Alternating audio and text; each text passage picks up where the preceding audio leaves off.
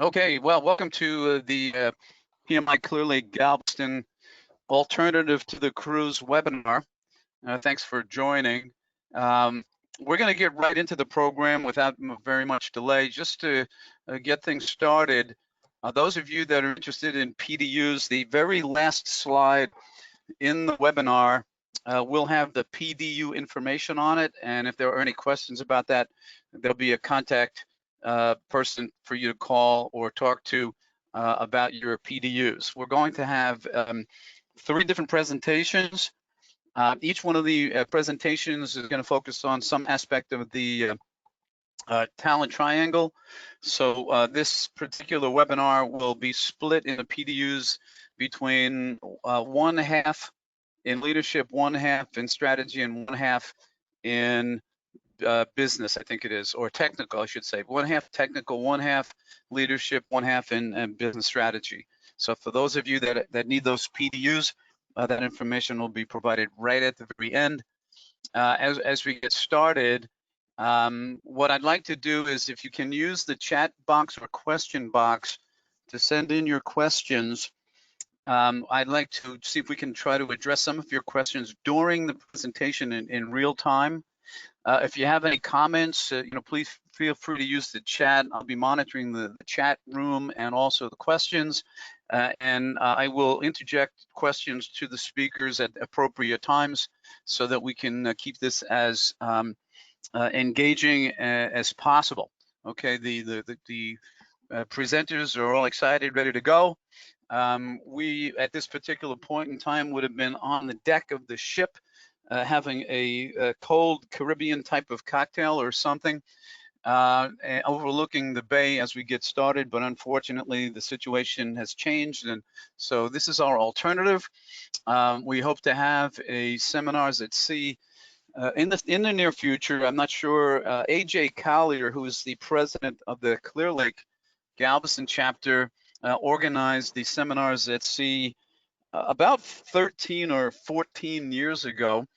And this is the first time it actually was postponed, and unfortunately because of our situation. But I believe that there'll be a new or another cruise scheduled maybe later on this year, or if anything by spring of next year. And I will get AJ to provide some information on that during the webinar. In fact, it might be a good idea. AJ, do you have anything you want to say about the Seminars at Sea before we begin the presentations? We're just going to see what happens with this thing here and see what Carnival wants to do. And once they clear everything, we'll start doing that. And if you have signed up for this, I'll have all your emails. And once we find out what we're going to do, if you want, I will send out an information notice to everybody there and let them know where we're going. So that should be the only thing I can do right now. So. Okay, so we'll send out information about updates to the cruises and so on. Like I said, we've had, I think I've actually been a speaker on 13 of the cruises. There was 14 of them, yeah. 14? Okay, I know I missed one. Jim Snyder, the founder of PMI, was a speaker on Seminars at Sea twice, and we've had a whole series of speakers for over the many years. And so we're kind of fortunate that both Brian and Kim have decided to join us today and offer some insight on their particular topics, which would be Agile and also the digital world. I think Kim's going to talk a little bit about. So this is the information about Seminars at Sea. I'll post it again later on at the end of the program. And our speakers today will be Brian Bice, who is going to speak about Agile fundamentals. And he and I had a discussion just a few minutes before this program, and he said he's extremely passionate about Agile. He can't talk enough about it. So we're going to start off with Agile fundamentals, and please be prepared to ask some questions. I'm sure there's a lot of people who are not Agilists out there that really don't know what's going on with Agile and what's going on, and maybe we can have some information about this new disciplined Agile approach that's also been very popular lately.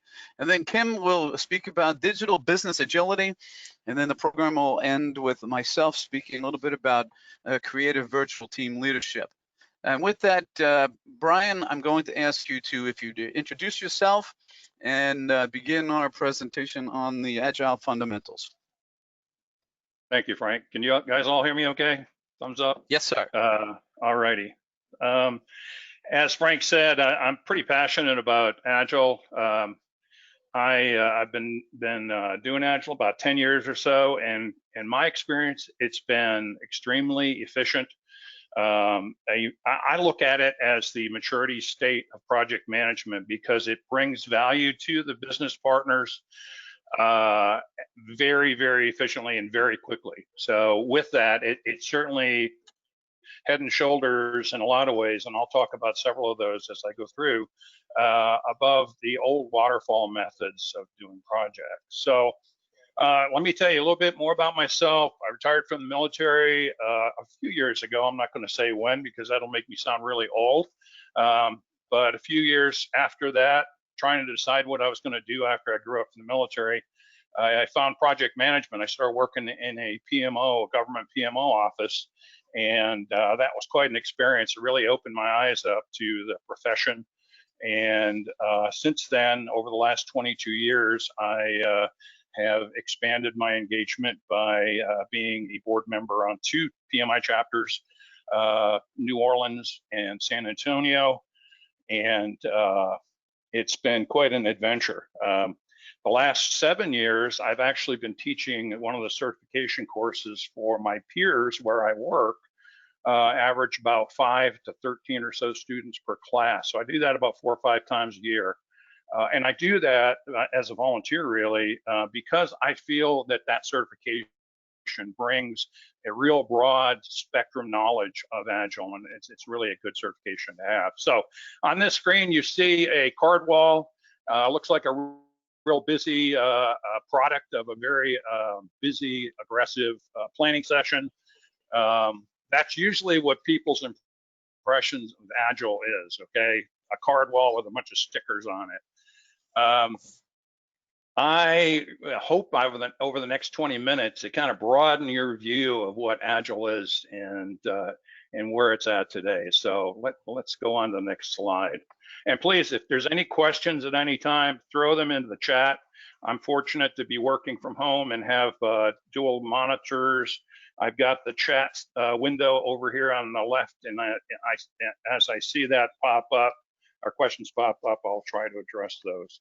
So Agile started out about 2001 with 17 developers who were frustrated with waterfall methodology and being frustrated that they couldn't exercise their talents in a way that they felt was appropriate. So they came together in a ski lodge in Colorado and put together their thoughts on different lightweight methods of creating software products. And that collection of ideas was captured in what's now known as the Agile Manifesto. There are 4 values and 12 principles. You see the 4 values listed here on this slide. First one, individuals and interactions over process and tools. People solve problems. People are the one that's actually going to accomplish the product development necessary to satisfy the customer's needs. All the processes in the world are not going to make your customer happy. Just because you did a project well, like back in the waterfall age, when we looked at processes as a way of success, doing the project successfully does not give your customer satisfaction. Delivering successful products is what Agile focuses on. And working software, the second bullet, the working software is that measure of success over comprehensive documentation. In the past, we used to do all this documentation up front in the planning phase of a waterfall project, and it was of no value to the customer. We wasted a lot of time, a lot of effort on documentation nobody ever looked at. And I was frustrated with that and welcomed the opportunity to exercise Agile principles and do away with a lot of that. Customer collaboration over contract negotiation. In the past, We met the customer at the contract negotiation at the outset of the project to establish the specs and parameters of the project, and maybe had 1 or 2 reviews through the execution, and then delivered to the customer with mostly less than satisfactory results. With Agile, we have constant collaboration with the customer. They are actually part of the project team and have an equal share, an equal stake in the success of the project. You'll see in a couple of slides their responsibilities and their exchange with the team. I thought there was a question in the chat. All right, responding to change over plan. Back in the waterfall days, you spent the first phase of the project putting together an elaborate, enormous plan that was supposed to deliver value, and that plan rarely changed. And if it did, it was a traumatic experience. You had to go through change control and get permissions from 7 different levels of management to be able to respond to that change. Agile, on the other hand, you respond to change every day. Your backlog, your execution, all of that is subject to change almost on an hourly, sometimes, basis. I'm familiar with a company in Colorado that releases about 500 times a day. I just found that as a staggering example of success of Agile and their ability to be agile and respond to change throughout the day, their day of execution, as an example. So, next slide. Here are the 12 principles. I'll wait for a second.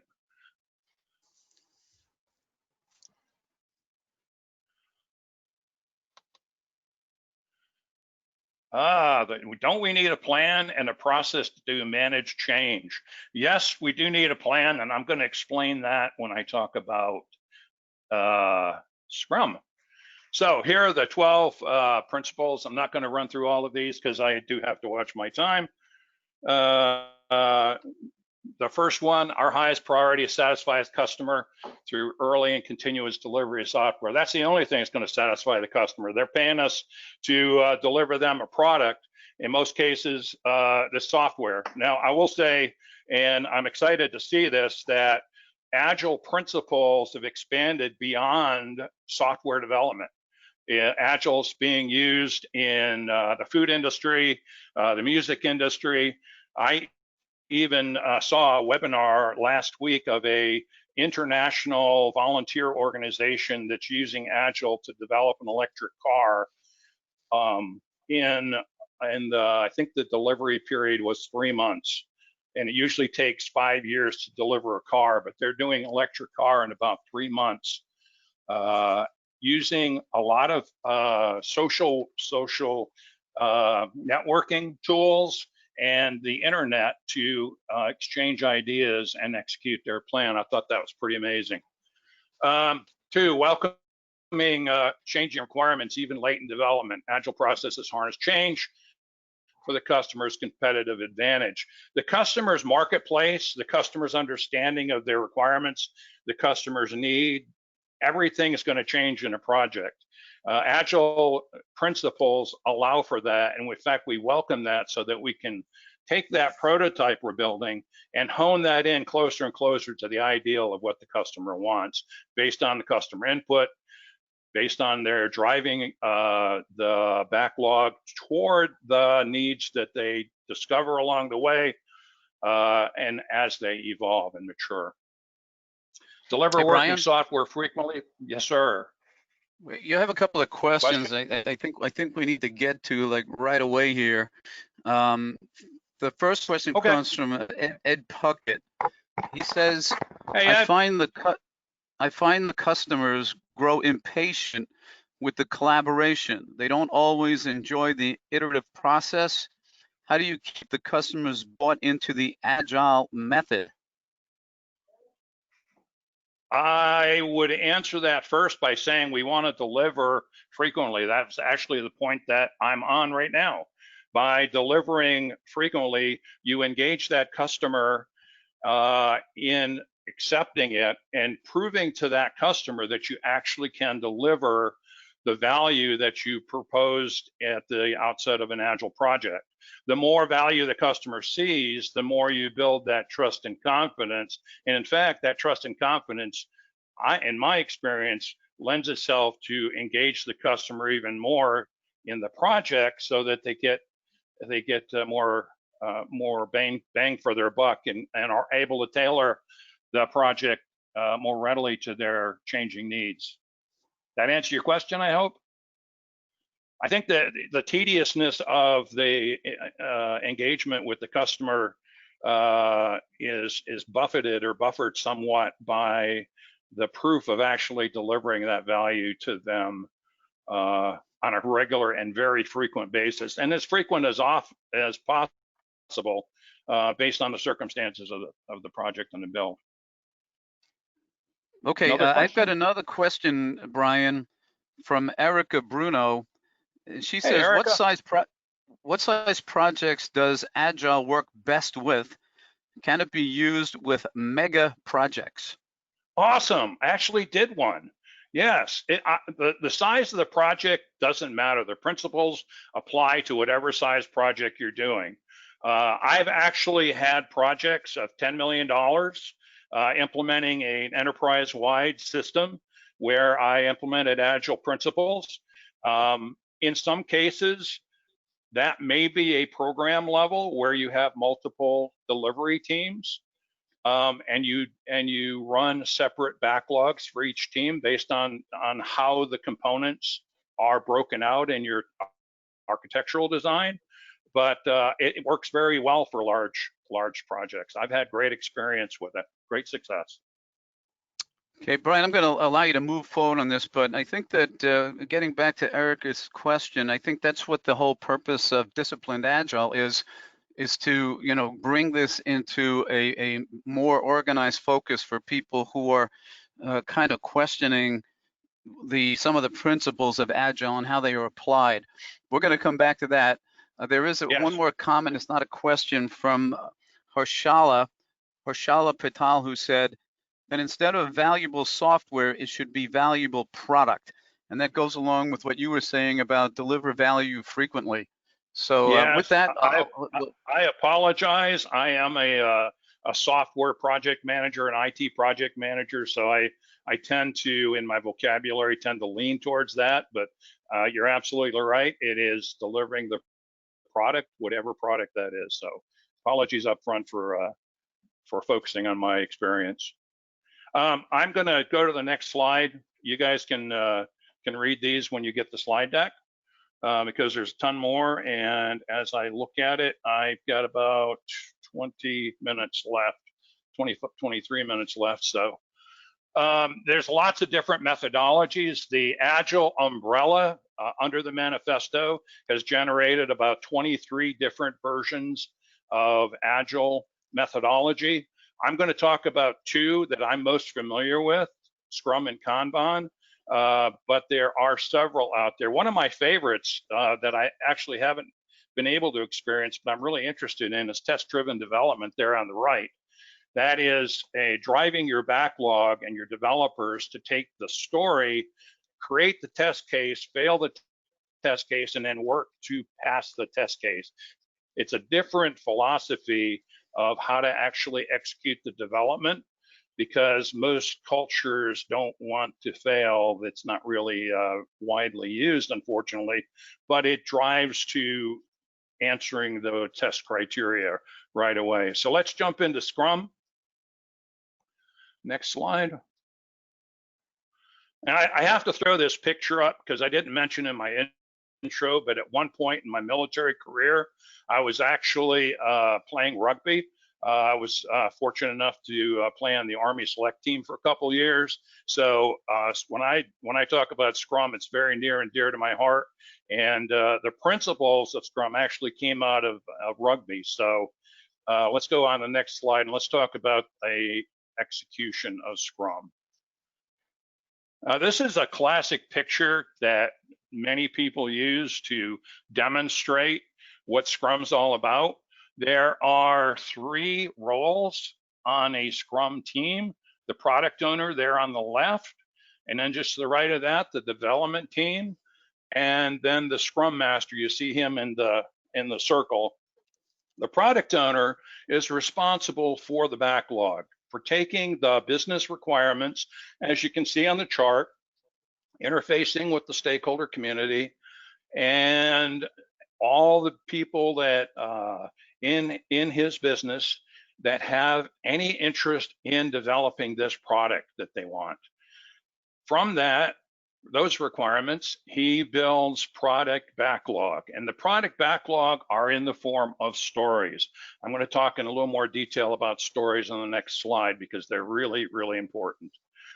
The product owner is the sole person responsible for prioritizing all of the backlog items to accommodate the requirements as he gets them from his stakeholder community. The product backlog is the plan. It is the work that is going to be done to complete the product. Now, the next slide, or the next column is sprint planning. Every sprint has a subset of the product backlog. It's called the sprint backlog. Those are the highest priority items coming off the product backlog, and that will fit within the team's capacity. Over time, the team learns how much work they can stuff into a sprint. And they pull out the number of stories based on their pointing structure of enough work to fill that sprint and the priority identified by the product owner. So the development team has a sprint planning meeting, reviews the stories, make sure they have a clear understanding from the product owner what the work is and the acceptance criteria, and they begin the sprint. Now, the sprint normally takes 2 to 4 weeks. That's called time boxing. Time boxing gives the developers some urgency because there's a deadline. We as humans operate pretty well with deadlines. So we set a time box of either 2 or 4 weeks, depending upon how we execute the project. During that 2 or 4 week increment, we have a ceremony called product backlog refinement.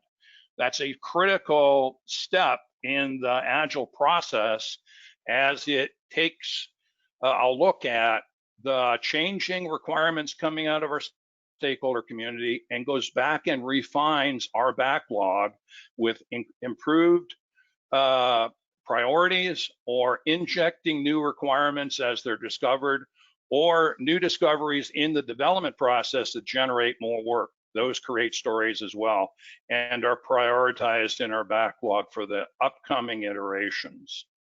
On a daily basis, the team meets for a 15-minute time-boxed meeting called Daily Scrum, or it's frequently called stand-up, because the practice is to actually stand up around the Kanban board. I have to admit, I do mine virtually now. We use Skype, and I use the workflow management tool to demonstrate our task board, and we review that every morning. There's 3 questions that the developer answers at the stand-up: what they did yesterday, what they're planning on working today, and any impediments that they've got in getting the work done. Because the Scrum Master is responsible not only for ensuring processes are followed, but the Scrum Master's one of his primary responsibilities is taking those impediments and getting them resolved to enhance the efficiency of the Scrum team. Efficiency and velocity of the work is the #1 concern for the Scrum Master. Okay, after the work is completed, after the sprint increment is complete, we have a ceremony called a sprint review. The sprint review is where the business owner looks at the product and assesses it whether or not it meets the business's requirements and provides feedback to the development team on their success. Another outcome of the sprint review is to plan for what the team's going to do next. What the roadmap for the product looks like. That's the kind of feedback we look for from our stakeholders. One of the most important sprint ceremonies is called the sprint retrospective. That is an opportunity for the team collectively to pause for an hour or two to take a look at how they executed during the last sprint. It's a retrospective time or introspective time for the team to actually assess their processes and provide feedback on how they're doing, and then come up with suggestions for experiments on things that we should try in the next increment to improve the efficiency of the execution. I call it the most important ceremony because that feedback is vital to the health of a Scrum team and the continued growth and maturity of that Scrum team. Scrum is based on feedback mechanisms. There are several throughout. Feedback mechanisms are the daily Scrum, where each developer tells the team what they're doing and then provides feedback on any impediments to the Scrum Master so they can be resolved. The retrospective is specifically a ceremony to look at the processes themselves. Now, every sprint should result in a potentially releasable increment of the product. That's the goal. Are there any other questions? I'm quickly looking at the questions and my time, so I need to get moving along. Let's go to the next slide. There's a question that Ed Kleinert brought up that is very interesting. He said, can you discuss the concerns related to a comprehensive project audit and the light documentation in Agile? I am experiencing that opportunity right now, as a matter of fact. Every auditor I have experienced has got a different way of looking at the standards. It seems to be almost situational. And I certainly acknowledge the fact that Agile is not document heavy. That's one of the things that I enjoy about it. But you cannot ignore the need for comprehensive documentation. We live in a very compliance-driven world, and we all acknowledge in execution of a project, you have to accommodate those compliance standards.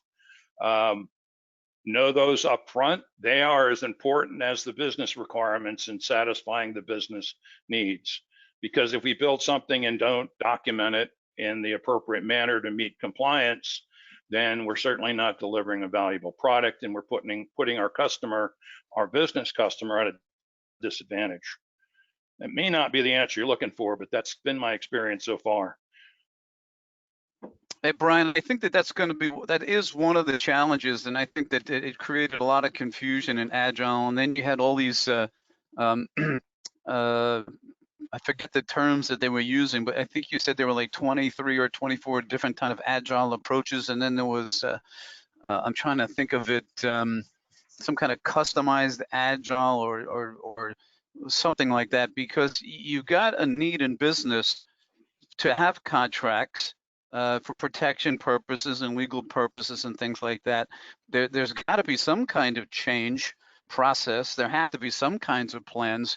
And I think a lot of people have taken great liberties in what the Agile Manifesto is saying and how it's applied. What would be your responses to the fact that, you know, many organizations do need to have a little bit more control than what Agile seems to be offering? My response, and based on my experience, I kind of grew up at my company in a very structured waterfall methodology. We had a whole process library of processes, and that sort of got thrown away a little bit.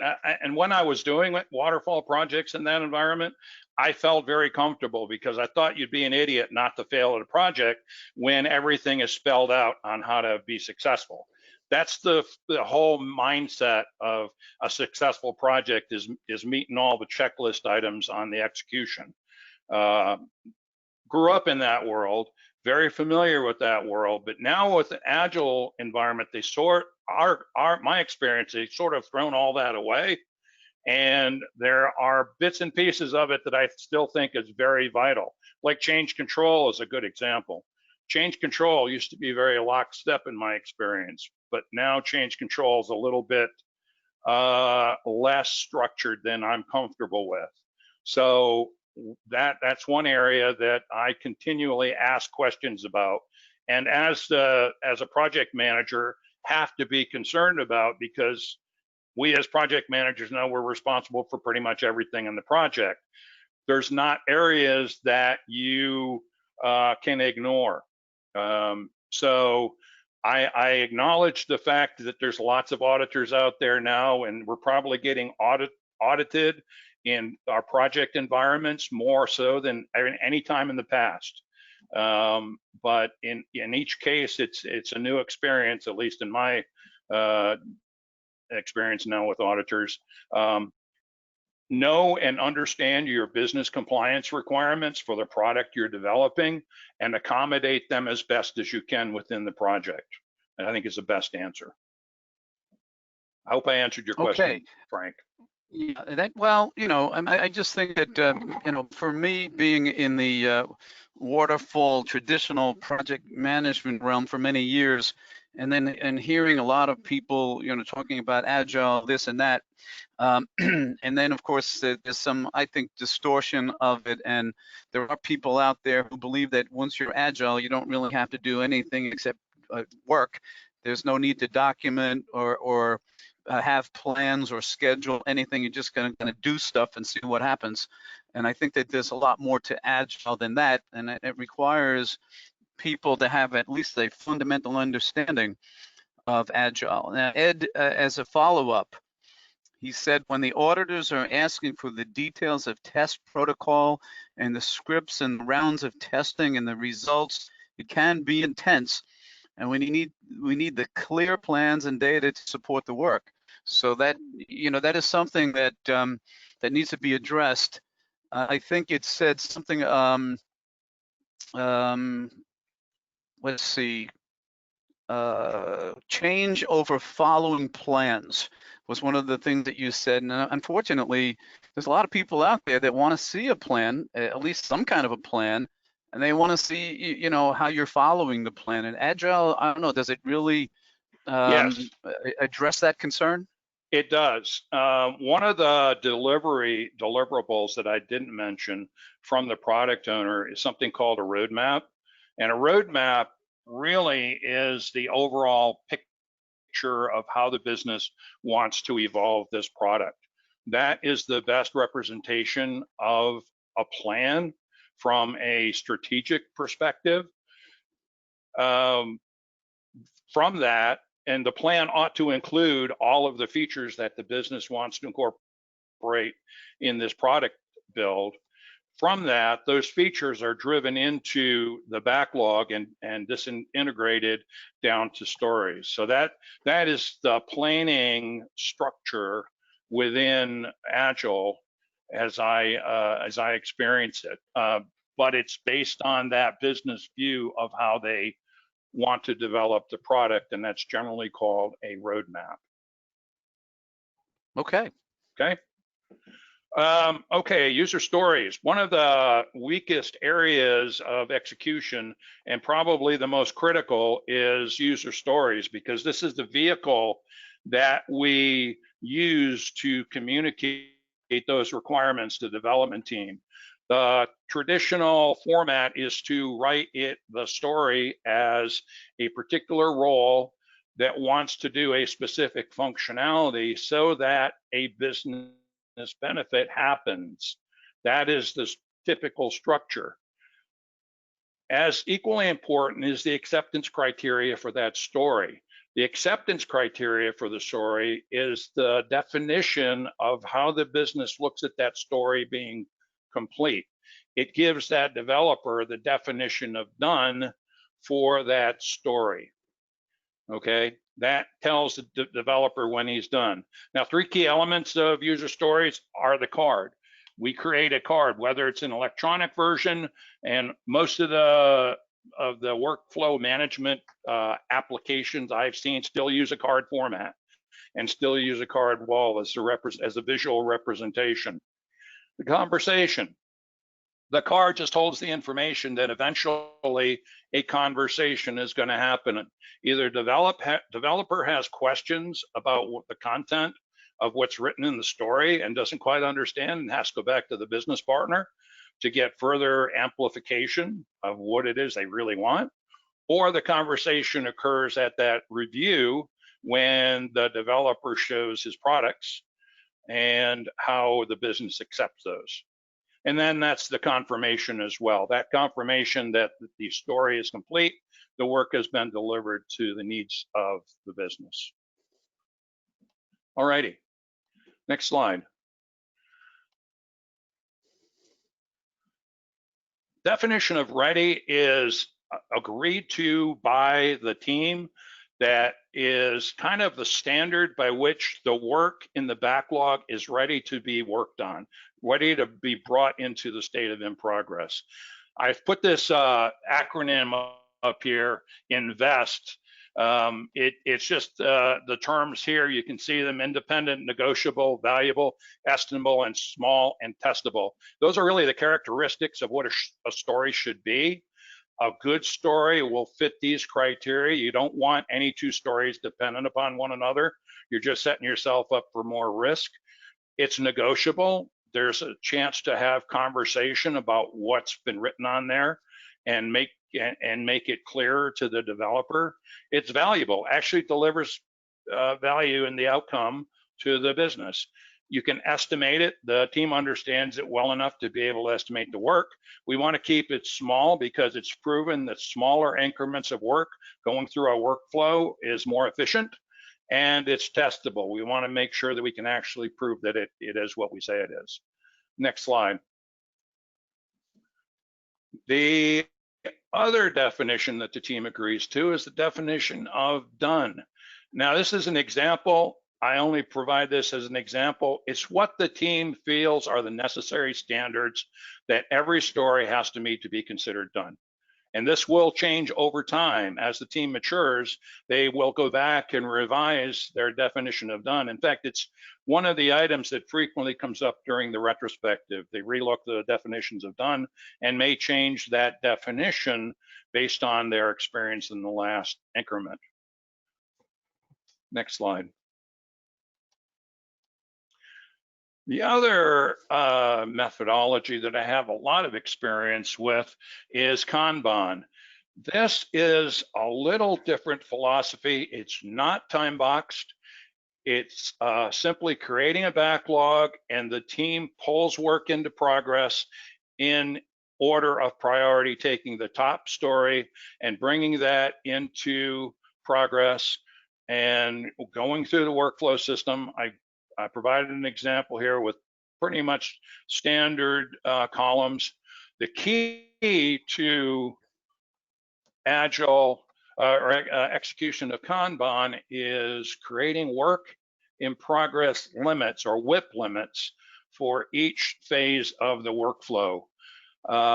And there's no science to this. It's more of an art on setting the work limits and seeing if they're too high or too little over time through execution. I recommend considering Agile Kanban for a project that is supporting a legacy application in operations and maintenance, as it lends itself well to work that is of equal size and of equal type, that you have a lot of them, sort of like a factory workflow. Next slide. Okay, certifications. I want to talk about this because this seems to be almost an industry to itself. Frank mentioned earlier that PMI has just come out with Disciplined Agile. There's at least one person, maybe more, on the call who I know has passed the Disciplined Agilist level. There are 4 under Disciplined Agile, Disciplined Agilist Certified, Disciplined Agilist Certified, Disciplined Agile Practitioner, and Disciplined Agile Lean Scrum Master. PMI about 10 years ago came out with the ACP. You see that in the upper right-hand corner. I was in the pilot group with Kevin Martin, who's also on the call here from San Antonio. That was a pretty exciting experience to actually put a lot more structure around what I was trying to learn, and getting certified in it got me even more excited. So I started teaching this class. As I mentioned earlier, I teach this about 4 times a year. As you can see on the chart here, there are a variety of international certifications all over. I'm not going to go into too much detail here. You can look these up. I just offer these for your information. The one on the bottom, Scaled Agile, is for larger enterprise Agile, scaling it to enterprise level, portfolio and program. I have some experience with that too, if anyone is interested in Scaled Agile. But with that, I can see that I'm way over time. If you could pop the next slide, there's my email address and my LinkedIn.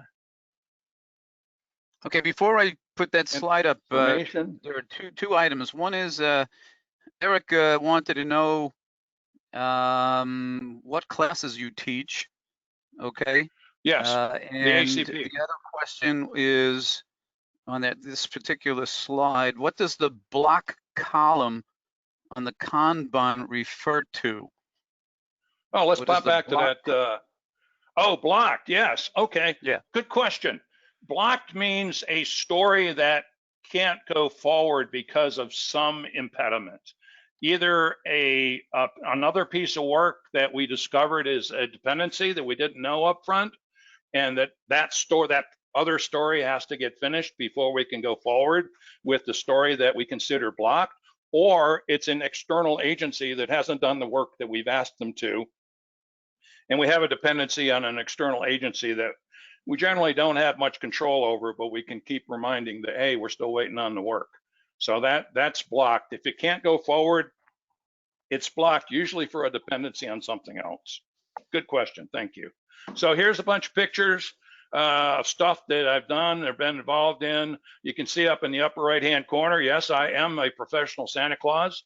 I have been doing that for about a year now. It was really fun. So, and then a picture of me actually playing rugby on the lower left-hand side. So I wasn't lying, I actually have picture proof. So what are your questions? I apologize for running about 10 minutes over my time, but I love to talk about this stuff. And again, if I wasn't specific enough, I tried to give you guys a kind of a general flavor of what Agile's about. I would love to engage in a conversation if you want to get a hold of me on LinkedIn or send me an email. I'm happy to respond to emails as well. If you guys got a ton of questions, I'd love to engage a conversation with you. Okay, I think that we've answered the questions along the program. There aren't any Good. new questions, but if there are any, we'll definitely forward them to you. Of course, they can go directly to your email. And again, thank you very much for being on the call. It looks like everyone was very happy to hear about your view of Agile and Agile fundamentals. Okay, and with that, Tremendous. okay, Thank you. I'm going to bring up Kim. Kim is going to talk about digital business agility. So I'd like everybody to welcome Kim. And Kim, it's all yours. Hi, everyone. Can you hear me? Yes, we can hear you. Okay, great. Just wanted to make sure. My name is Kim Buxton, and I'm a digital business agility consultant. And right now I'm out of the Northeast, and it's kind of cold and overcast here today. So I'd love to have some of your warm Texas weather. I want to talk to you today a little bit. It's a high-level overview about how digital business agility can help an organization create dynamic stability. And this dynamic stability is important not only during normal business, but also in times of crisis and beyond. So the spread of the novel coronavirus has created a worldwide humanitarian and economic crisis. Governments, communities, and organizations have been jolted into flattening the curve.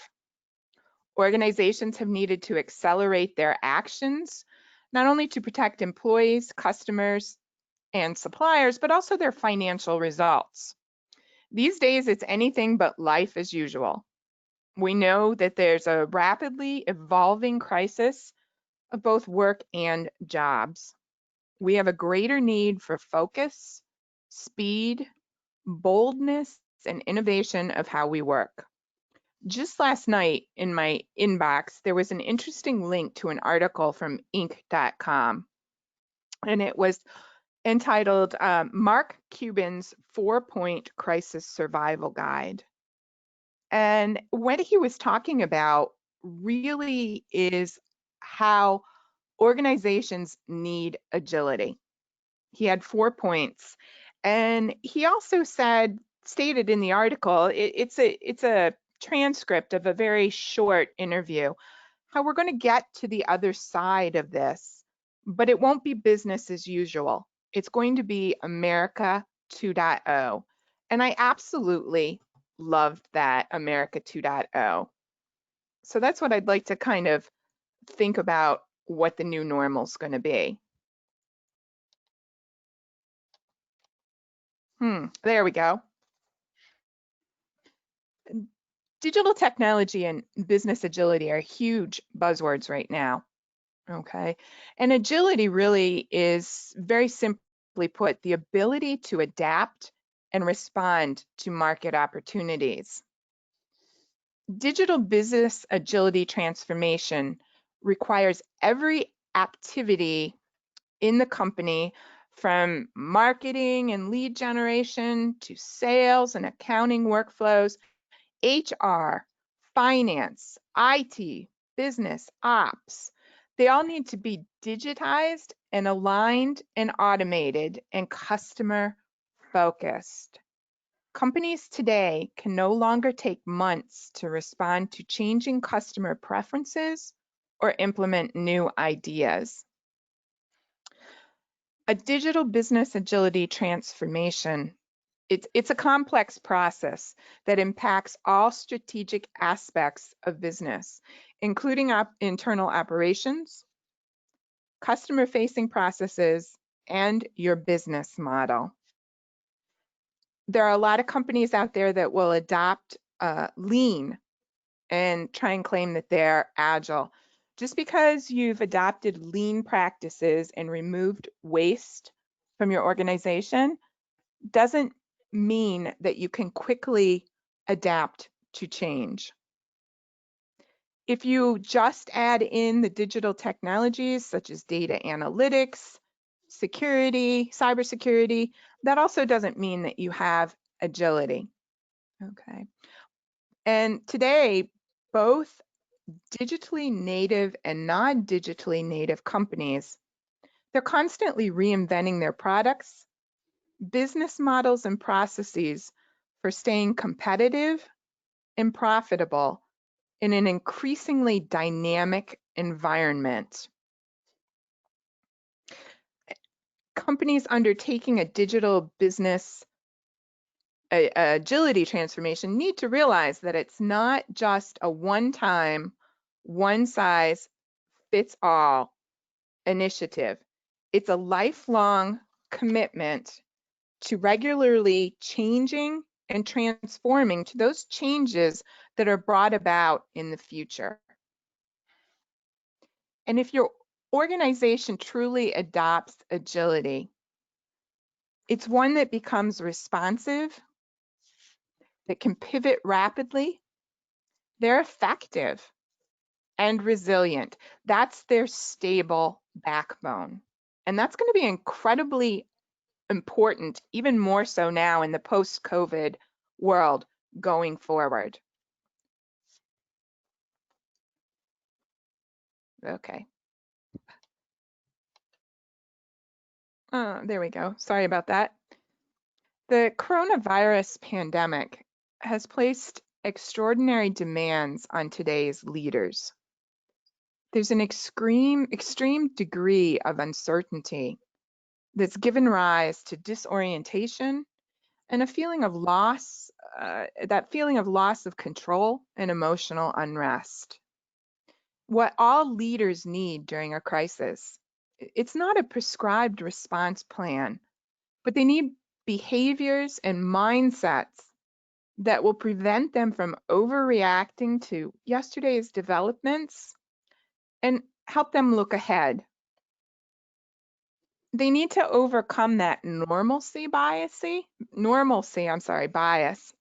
which can cause them to underestimate both the possibility of a crisis and the impact that it could have.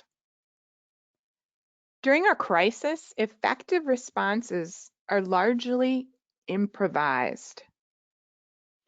They might span a wide range of actions and not just actions that are temporary. For example, right now we've got work from home, okay? But also adjustments to ongoing business practices, such as adopting new tools to aid in collaboration, which can also be beneficial to maintain after the crisis has passed. The coronavirus is testing the leaders of companies and organizations in every sector around the world.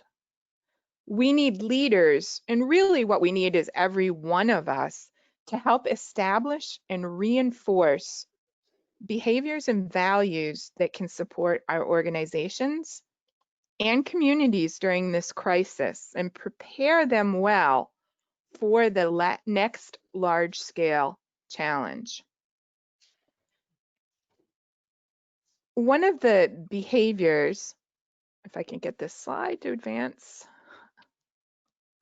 there we go, is taking a look at how we fund our initiatives, our projects.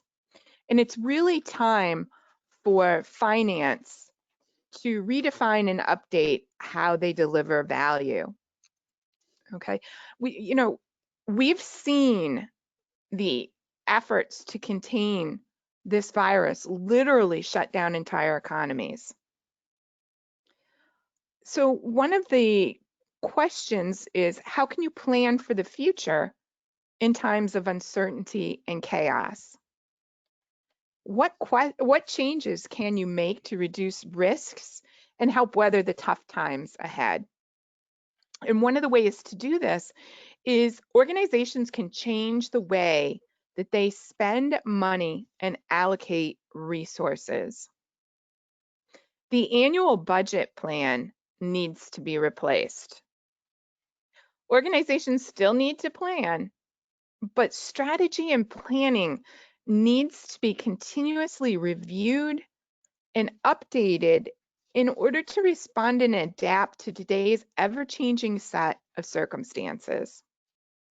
And now is most definitely the time to be agile when it comes to financial planning and analysis.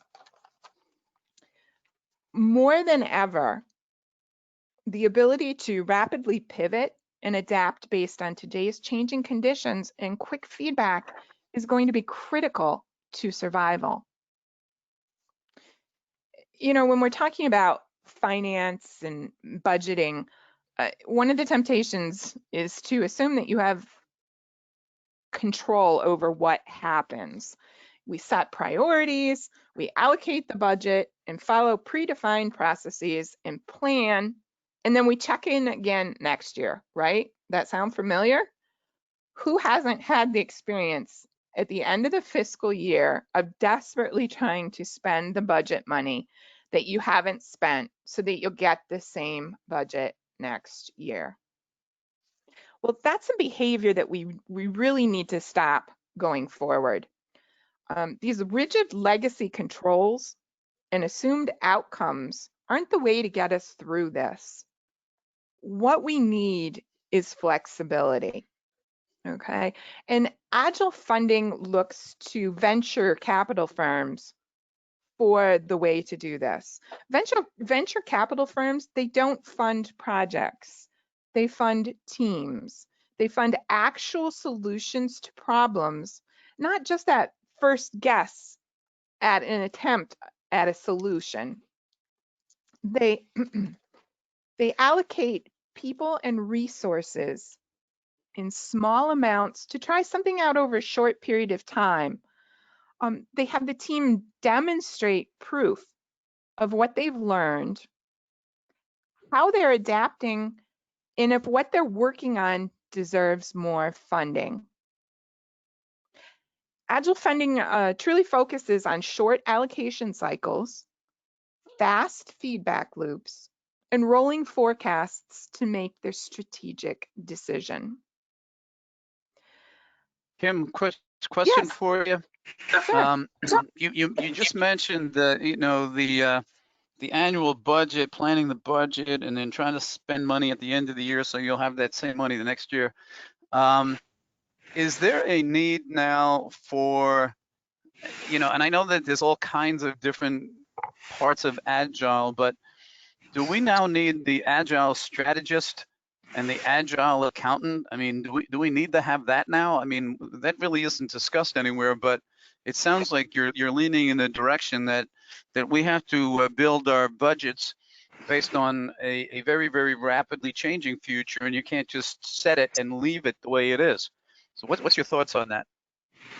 That's true, because we don't know, with traditional budgeting and traditional funding, we never know until the project is over what the final line is, so to speak, okay, the final result.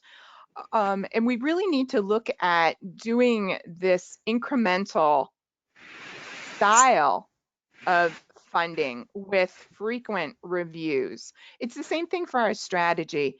Today's leaders can no longer afford to do strategy and planning based on a one-year period. Things are changing. Things can change an awful lot in that year. Strategy and funding needs to be reviewed incrementally and much more frequently than on an annual basis. Okay, I just think that a lot of people are very rigid with the budgets, and once they're set, they're not allowed to change. And I think that with the introduction of all these different Agile approaches, that we're going to have to be a lot more flexible in how money is being used and allocated, and it's going to have to be switched around as needed. Yes, most definitely. And you mentioned the key term. It's flexibility, and we need a new mindset. Okay. So those are two things that are very important going forward. We, as far as Agile funding goes, we need to invest in the things that are showing measurable value, and stop this allocation of funds to things and projects that aren't delivering value. It's okay to say no. And one of the things with Agile funding is ruthless prioritization. And it's truly going to be the only way to ride out this crisis. Agile finances, it funds the right things at the right time. And I already said, know when to say no. Be decisive about what isn't getting funding. If we're funding everything, it means you're throwing your money away because nothing is a priority. And prioritization means choices. Our enterprise backlog of priorities, we need to make sure it's crystal clear. Every funding request needs to be assessed as to how it's going to provide the value of the overall priorities. How is it going to help execute the organizational vision? And if you think about it, only 20% of the work that the people are doing our development teams, it really only 20% is providing value for our customers. And the rest of what we're developing are things that the customer doesn't really want or need. And it's not as significant in that 80% is not an insignificant percentage of things that we're developing. 80%. It's not wanted, but yet we're still funding them. Why? Because traditional funding, we funded them last year. Okay. So the thing that organizations need these days is for their options to be not limited by an outdated finance function that doesn't deal well with rapidly changing plans. Our economy is going to make it through COVID virus eventually, all right? But don't let resistance to change, the fear of changing, be the reason that your organizations don't make it through as well. If I could interject. Yes. I was in a meeting yesterday specifically talking about that problem. Hey, this ding is here. I have to self-announce my ding. Sorry? Yeah, what? I was in a meeting yesterday specifically talking about that. My impression was that neither the processes nor the business partners really understood the problem. They don't see how inflexible either their perspectives and mindset is, or how limiting the current processes are to allow for that flexibility. Just had to throw that out because it was a recent experience. Oh, you're absolutely right, Brian. It is. I worked with a client 2 years ago that thought that they had 10 years to adopt business agility. But yet the industry that they were in, there is a very large company that has said, we're coming for you. We're going to take over your industry and we're going to fix the problems. And yet, companies aren't afraid. They're not afraid of competition right now. What they're afraid of is that fear of changing. Okay, bud. I'm glad to participate. Because we've done, this is the way we've always done things. This is the way it's always worked for us. So you're right. And they don't realize how inflexible they've become. Any other questions on Agile funding?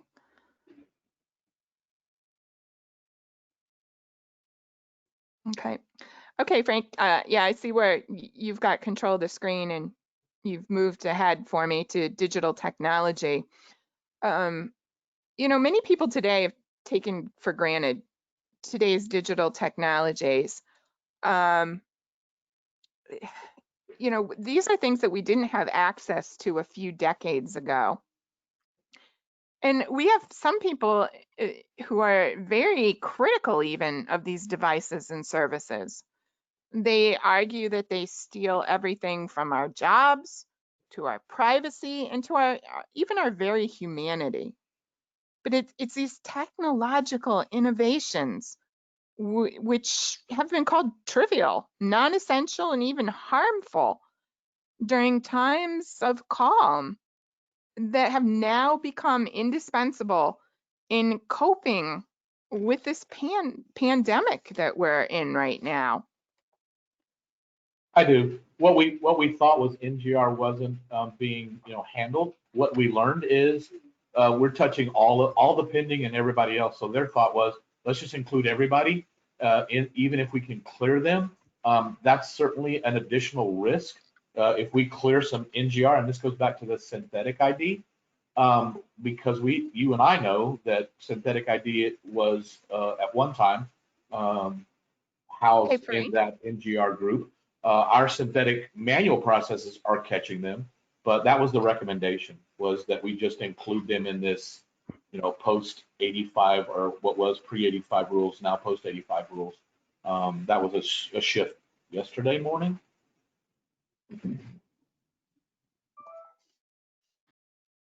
Frank, am I back on? Yes, you are. Okay. So one of the things that companies No, need we're not stopping. They're just saying this is the part that.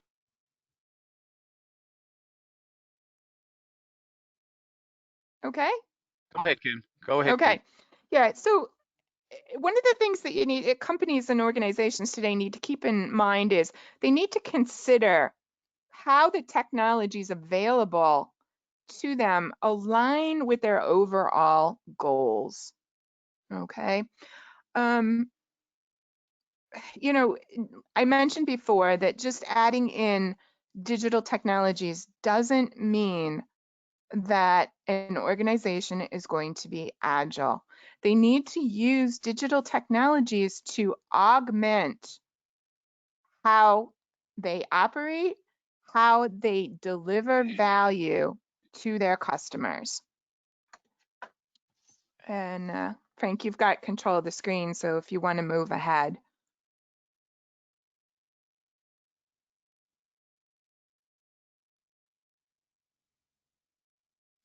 Okay. And so one of the things today is that obviously the majority of us who are still working are working from home. We're working remote, okay? And the question is remote work here to stay again? In 2013, Yahoo decided they weren't going to allow people to work remotely, their employees. The same thing, we've seen this with Bank of America, we've seen it with Aetna and IBM. It goes back and forth, okay? The tide changes. Sometimes remote work is highly beneficial because they're seeing increased productivity, and other times organizations are claiming that remote work is not giving the productivity that they need. And remote work can definitely be a challenge. Most of us have worked from home at some point in time. And usually it's just for a short period of time. Maybe we're waiting for one of the utility companies, or we have a sick child. And some have worked from home regularly, but never in a situation of forced isolation. Some of the biggest challenges right now are learning to trust those working remotely and dealing with a rapidly shifting corporate culture and the morale of remote workers. How do we adopt critical processes to the current technological limits? And one of the things that's incredibly important right now is we need to keep in mind that first and foremost, we are human beings, okay? Check in with others. Take small breaks and be gracious, because not everybody has the same situation at home that you do. There are going to be disruptions. There are going to be children who interrupt, and spouses and pets, okay? My cat loves to attend meetings and she likes to meow. Be helpful. If you know someone's struggling and you can help them out, reach out to them and try and help. Communicate deliberately and often. When you all of a sudden are forced into working remotely, it's really important that you communicate in a very deliberate manner. Hey guys, this is Kim. Because not everybody recognizes your voice. And just by stating your name, sometimes it makes it very easy. And also, you need to communicate more frequently. Something that is going to need to be decided is how are we going to record information so that we're not losing it? Do we need overlap hours? Is everybody going to be able to work Monday through Friday, 8 to 5? Or do we need to put in place some overlap hours? And another thing to consider is the way that a meeting was run in person, that may not work remotely online. So consider how you may have to adapt some of your processes to work for remote work. I'm sorry, I'm going to cough. It can be done. There are lots of teams out there that do work remotely together successfully. It's a difficult thing, and it's a first-time experience for a lot of people out there. And again, the question is going to be, is this going to be here to stay again, or will the majority of us go back into our physical offices? We don't know what's going to happen with America 2.0. Frank, go ahead and move it for me. So summing up everything, digital business agility it's a way for an organization to develop a dynamic yet stable backbone. And that's going to allow them to be responsive to customers and the market environment. It's going to allow them to pivot rapidly. It be effective by offering products and services that are innovative and intuitively designed to meet the needs of their customers or end users, and to build ongoing and loyal relationships with their customers. And it's this dynamic stability that makes companies resilient and able to manage the uncertainty of the future and manage it well. What I've been hearing and reading recently during the pandemic, it's more and more about how the companies that are going to be successful and weather this crisis and come back even stronger are the ones that are leveraging agility. And I'll tell you what, I couldn't agree more. Thank you. Hi, Kim, I have I don't know if it's a question or a comment or a combination, but when you were mentioning is the remote business environment going to stay with us? Well, it's been around for a long time. I was looking at a book that I had for many, many years that I picked up at a PMI symposium in 1995, and it was entitled Knights of the Teller Roundtable by Jacqueline Costner. And she actually signed it at PMI 95, which happened to be in New Orleans. So our challenges of working with remote teams has been around for a long time, and it's not going to go away. What we are finding is that people are still having tremendous difficulty in managing their remote teams. The subtitle of the book says Insights for Every Executive, especially those who must manage from afar. So Agile is a different challenge than what we'll call traditional and waterfall project management. If you got a minute, maybe you can explain how the Agile manager or the Agile project manager or Scrum master, and maybe Brian, you can answer that also. How are you going to manage in an environment where you don't have people sitting next to each other, you don't have pairing, and they need to somehow be connected? And how are you going to deal with that? So one of the things is that situation, that environment requires a lot of trust. Managers and leaders need to trust their people are doing the work that needs to be done. It requires communication, and a lot of communication, okay?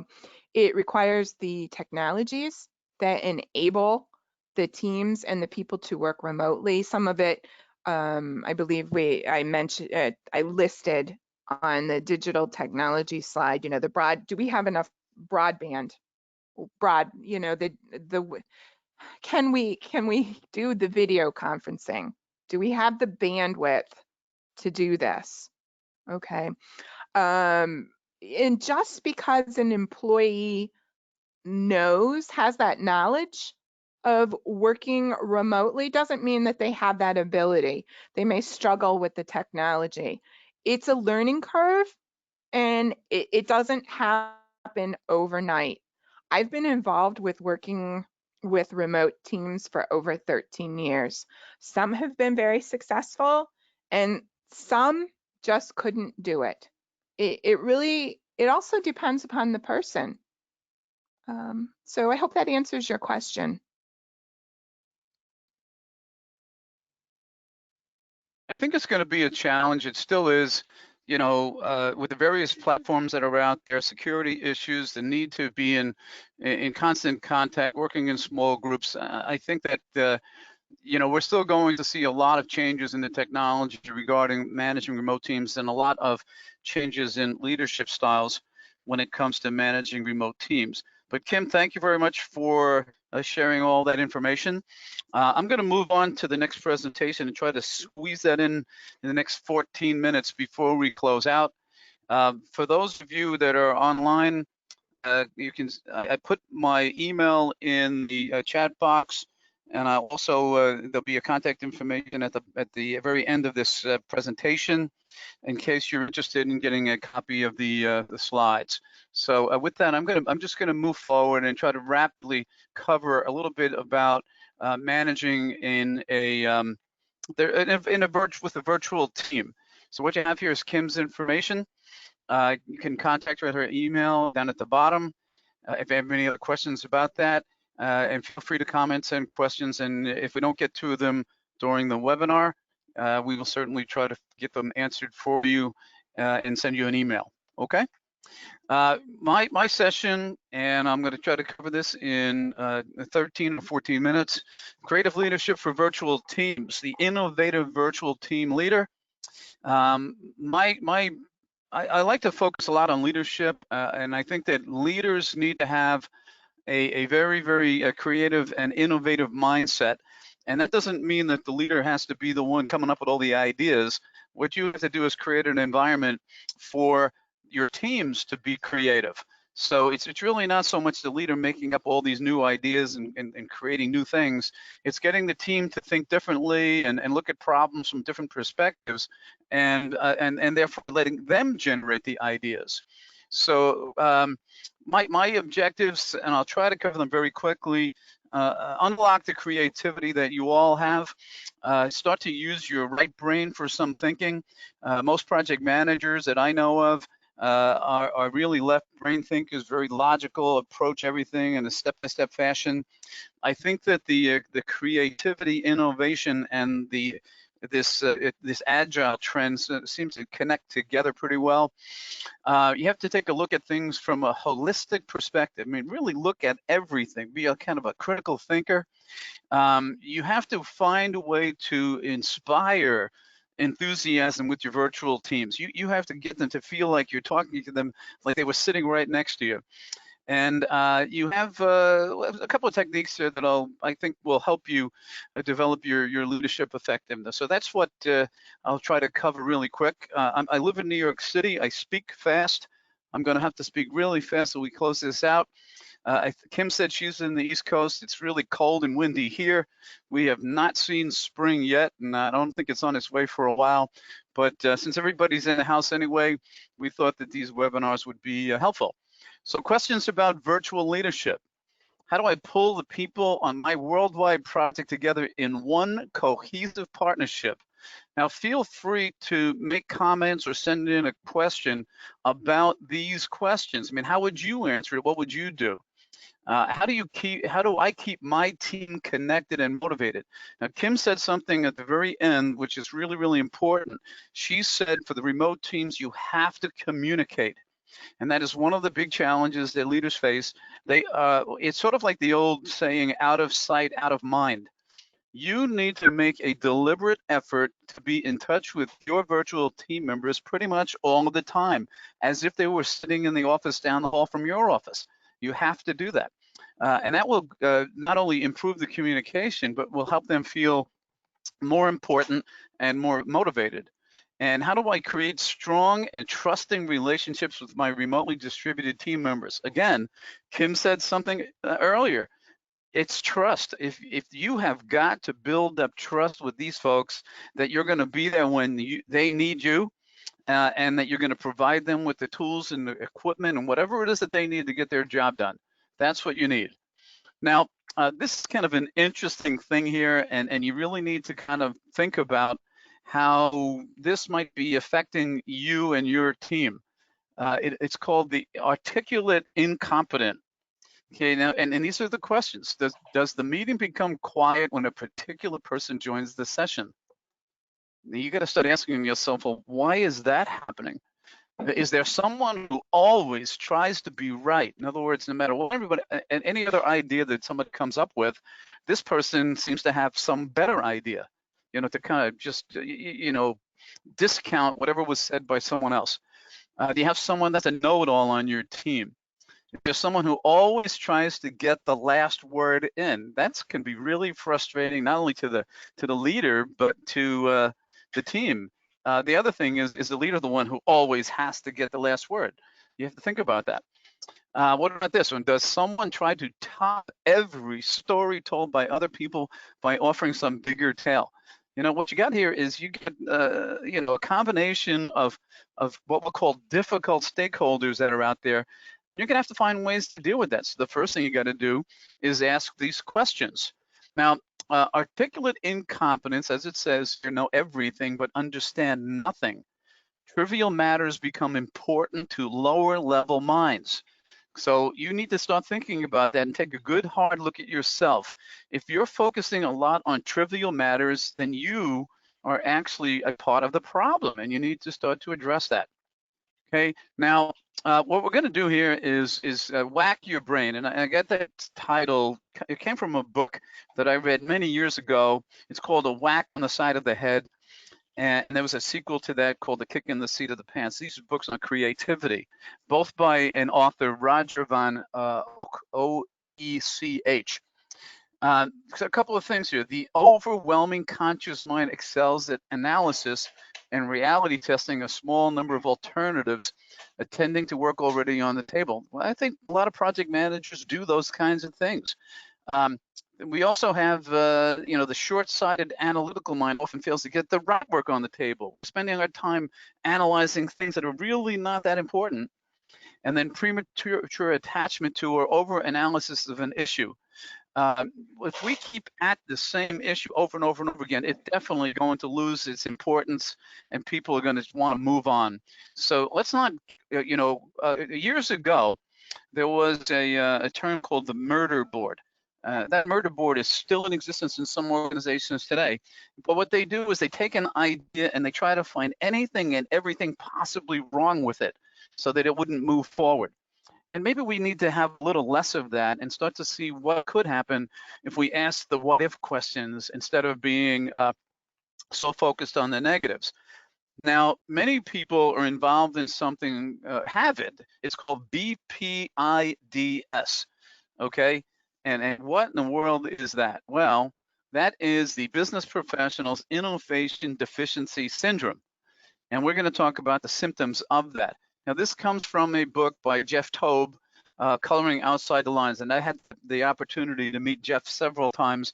He was a speaker at many PMI conferences. And he tells an interesting story about creativity. So I kind of adapted some of what he said by providing you some information about Business Professionals Innovation Deficiency Syndrome. The first symptom happens to be internal myopia, which means that you are very short-sighted. The next one is the ostrich view, which I think everybody knows what that is. The next one is paralysis of the past. We've always done it this way. Well, why would we want to change? We've always done it the same way. Then you have the person who said it's kind of like a dictator type. It's my way or no way, or my way or the highway. Okay, and certainly that will cut down creativity for sure. There are feedback walls. In other words, you look for feedback, but you don't get it. It just seems like whatever your idea is goes into oblivion somewhere and nobody ever pays attention to it. Then we have the experts in charge. And Brian and I were having a discussion prior to this webinar, and we talked about experts. And my opinion on that is that people who are self-proclaimed experts, they say they're an expert at something, seldom are. The true experts will never proclaim that they're experts. They will proclaim that they have some expertise, but they're always learning and adapting. Okay, and then there is the fear of failure. Okay, and just a quick comment on fear of failure. In a class that I was teaching in Atlanta a couple of years ago, one of the students brought up something that was interesting. And what he did was he put up on a flip chart the word fail, F-A-I-L, and he said, fail, if you break it out, means first attempt in learning. So we've got to stop the fear of failure. I'm not one to support the notion of hurry up and fail fast.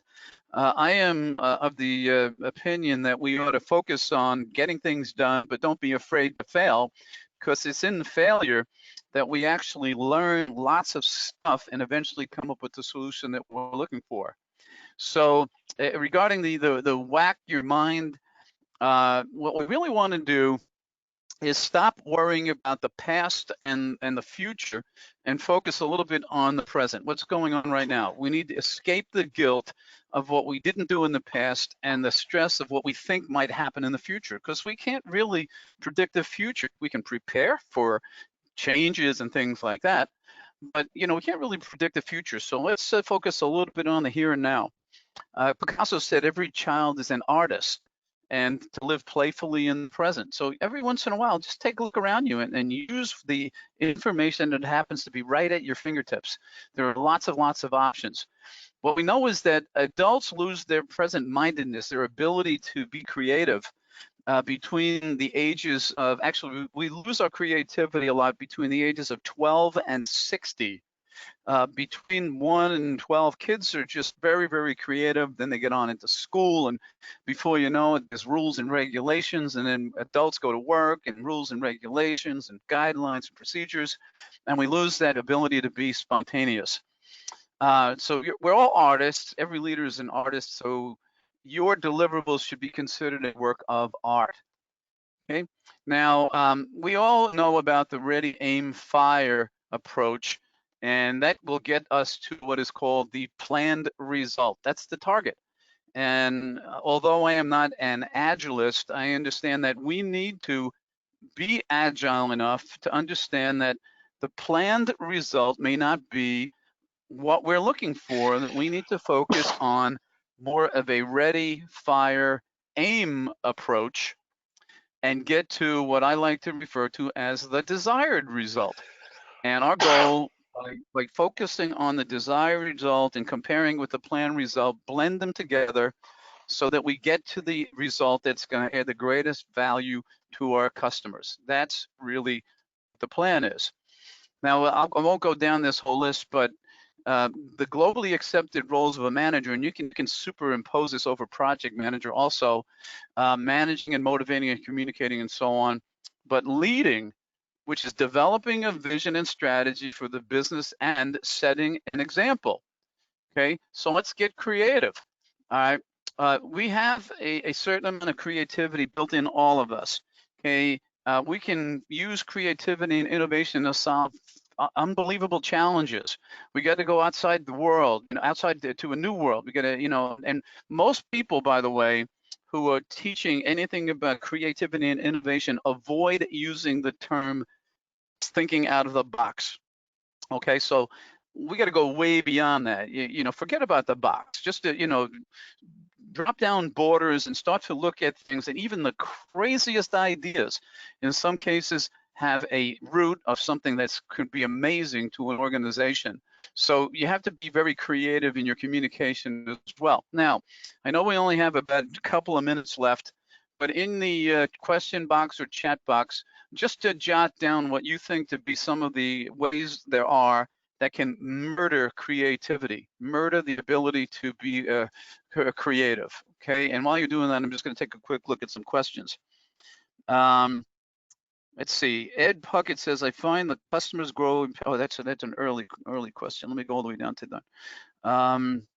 Let's see. Okay. Michael Henry says, be judgmental. Put down ideas. Karen says, but we've always done it that way.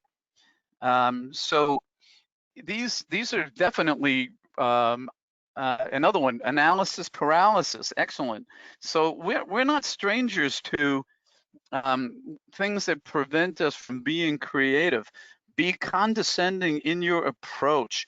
It's not a priority. Guy says not approach. Tim says be condescending. So we know that there are things that will just destroy a person's willingness to be creative, dictating ideas, according to Sue. So the question is, how do we get around that? How do we stop that? Okay, so, and this is something, by the way, try this with your team.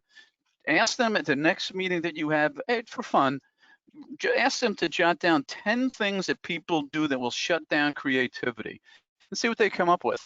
And here's a list. Of course, because we don't have time, I can't go through the whole thing, but how about this one? Ensure that highly qualified people do mundane work. Talk a lot and don't listen to team members. Ask for a 200-page document to justify every idea and call lots of meetings. Okay, these will definitely, shut down communication. So what is leadership? Well, just to be real brief on this, you need to think creatively, and you need to not only develop new ideas, but you need to get your team to develop new ideas and encourage them. And by the way, again, going back to Kim, she said it takes a lot of trust in the creative leadership world. You have got to trust your team. They might make a mistake, but you know what? Instead of complaining to them about the mistake that they made, maybe you might want to ask them, what'd you learn from that? Okay. Look at the quote at the bottom. To be successful, a successful leader, every word, every action, every initiative I spoke of had to build trust. And that was Jacqueline Costner in the book Knights of the Teller Roundtable, which she wrote in 1995. So we need to find ways to motivate people. We need to be different kinds of leaders as we go into the future. So we need creative leadership, okay? What we need to do is stop fixing the same things so that they work the way they always did and make them better than before. And something that you should look at in your team is the person or persons who are spotting all the wrong answers. Okay, look at that quote. The uncreative mind can spot wrong answers, but it takes a creative mind to spot wrong questions. Let's focus on the right questions. Okay, we sometimes focus on things that really don't mean anything. They're so trivial. So let's stay away from that.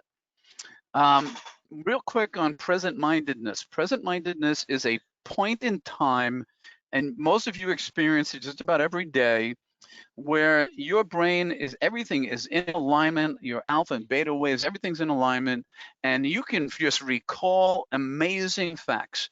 And there are times when you can't pick up or remember a simple thing.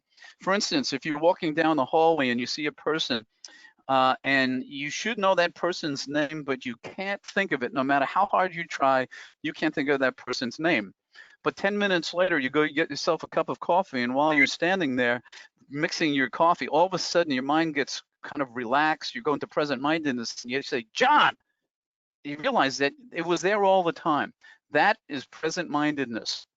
So look at the quick line, momentarily detach yourself from the ego-infested conscious mind and overcome judgmental thoughts and creativity blockers. Let's be more creative. So there's left brain thinkers and there's right brain thinkers. Let us all become sort of like project management poets and artists and things like that, and use our right brain a little bit more. Fun with virtual teams, real quick here. How about you create caricatures of each of your team members and they can post them when they're speaking? Change the flow of the agenda. Do not follow the agenda exactly the way it's written. That will keep people guessing a little bit. Have other people plan and facilitate meetings. You do not have to do all of that. Get everybody else to do it. Assign work that requires your team members to meet virtually before and after meetings, and maybe even start meetings with a very quick icebreaker. Okay. Basically, what we want to do is work with the team to find solutions to problems. But the first thing you want to do is state the problem. What is the problem? That is one of the most difficult parts in problem resolution. But there is a saying that once you have stated a problem, you are 50% on your way to the solution. So identify who is involved, who are the stakeholders, the objectives. What is it, again, that you are trying to accomplish? Now, I know from personal experience with a lot of people that people are not very good at objectives. Spend some time working on how to write a really good set of objectives. Determine your team's needs. They're going to need certain things that you didn't think of, so ask them. Develop a couple of different scenarios because there's probably going to be more than one way to solve the problem, and then create your strategies for action, and that's what you need to do. Okay. As far as listening goes, and again, going back to Kim and Brian and what they were talking about, we have to be very good at listening. I have a quote that said that the trouble with management is that they spend more time listening to what they are about to say than what is being said to them. And I think that that's very true. Focus on listening to people and listen really. When you're on a virtual call, you have to be even more focused on listening. And that's really, really a key factor in working with your teams, especially remote teams. What we want to do is get you to go from linear thinking, the way project management, the way leaders think in the past, everything has been, one this, then this, then this, then this, in a sequence, and start to kind of blend things together. It says here, suspend judgment, lighten up, tune in, get present, scan for the options, tap for the truth, believe. Basically, you're kind of, when I looked at this slide, I saw some connection to Agile in that while we are conceptualizing, we are actually doing. And I think that this is what we'll call the quantum thinking part of the Agile environment. And I think it's something we should look at. So thinking ahead, here's something you should do just about every day. Consider your daily accomplishments, acknowledge what you and your team have done, and then complete each day by making the following statement. Today, we have contributed to the achievement of our organization's strategic growth objectives by, and have your team answer that question. That is how you are going to be generating value and motivating your team to do more and more and have some fun with it. So go forth and create, ask a lot of what if questions, look at things from a very, very different viewpoint, get input from other people, never stop learning. Question rules that, especially rules that have been around for a long time, and offer some alternatives. Be an experimenter. Yeah, let's see what happens. Become a CCO, a Chief Creativity Officer. Always look for that second right answer. The second answer is usually more comprehensive than the first, and be inspirational to other people. Okay, and I did this as quickly as I could. I'd certainly like to spend more time on it, but there'll be other webinars coming up. So with that, I'm going to say thank you very much for being on the call. If you have questions, you can certainly send an email to me. If you want a copy of the PDF of the webinar, you can also send a request for that. And this webinar was recorded, and it will take a couple of days for that recording to be completed, and then we'll post it. It will be on a YouTube channel in case you actually want to review it again. So I see there's a couple of questions. I'm going to go to the questions while I post your PDU information, and I'll see what the questions are. Okay, PDU info, Tim, it's up there. Okay, PDUs. Present mindedness, old age. I don't know. What we mean by present mindedness is focusing on just the here and now. To me personally, I think that if you stay creative, if you are constantly experimenting, if you are always reading and looking for new stuff, then you will age very gracefully. Your brain's going to stay intact. You'll remember more. You'll be more interesting. You'll get people to want to ask you questions. So just find ways to learn new stuff, and I think we'll be in pretty good shape. So that's how I see things. The PDU information is up there. By the way, that date should be April 23, not 234. Sorry for the typo. Anyway, that is our presentation. Thank you to AJ Collier, the PMI Clear Lake Galveston chapter, to Tim and Brian. Kevin Martin was one of our supporters for the webinar. He's out in San Antonio, Texas. And if you have any comments, questions, or anything like that, feel free to send me an email.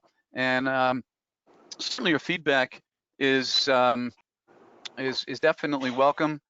And hopefully we'll see you on future ones. We have your email, and the only thing we'll use the email for is to let you know when the next webinar is. Okay, and as information comes out about the next seminars at sea, if you are interested in attending, certainly you can go to AJ Collier at the Clear Lake chapter, or you can go to Sherry at I think, what is it called? Travel Zone, right. So all that information is available. If I go back to the home, you'll see contact Sherry at Travel Zone, Houston, Sherry at HoustonTravelZone.com. But hopefully you had a good session, and I'll stay on the line for a few extra minutes. If anybody has any specific questions for me, if you raise your hand, we can talk, or send me an email and we'll handle it that way. And thank you all for all those questions. Tim, Erica, David, Julian, Harshala, all you folks out there that were on here, really appreciate your time. And I think we answered just about every question. Here's something from Sue Strang. Like Kim said, communicate, communicate. Most of the time when I would work in the office, everyone is working either across the country, globe, or on my projects. Seems like an easier thing for me to work remotely, as in essence, when I'm in the office, my team is scattered over the globe and country. So that's an interesting point there.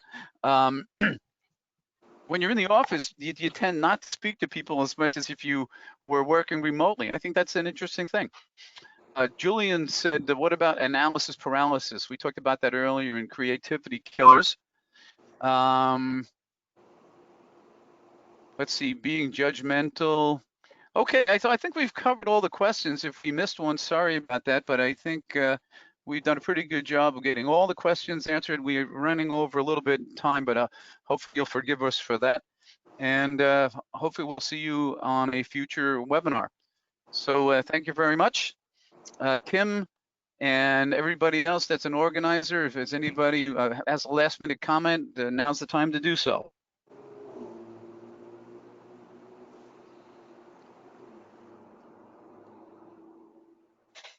Okay, I guess we don't have any comments. So Brian, Kim, AJ, everybody, thank you very much. Thank you. We're gonna close out the session. Wait, another question just came in. Okay, it just says thanks. Okay, all right, well, take care, everybody. Thank you. Information has been posted for you, and we will see you on the next seminars at sea, hopefully, or at least the next webinar. Take care, everybody.